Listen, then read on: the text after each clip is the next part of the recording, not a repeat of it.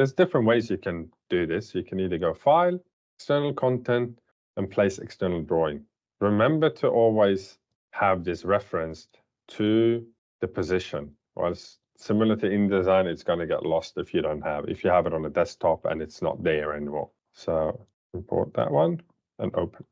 Okay, so we're on the trace layer and we want to move this over. So we can press Control D to move it over.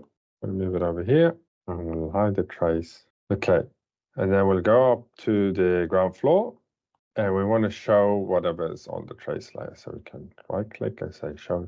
See, we're not sure if this is to scale, what scale this is. When you scan things, take a photo, things can change. So the easiest way we can do this is just going back into the trace layer and click on the drawing. Click on M for measure. And this is 4.3 by 3.9. To me, it looks almost right, but what we can do, if we know the measurement of something, so let's say that this entry is, rather than 1.6, it is 2 meters. What we can do to resize this is right-click and actually use right-click.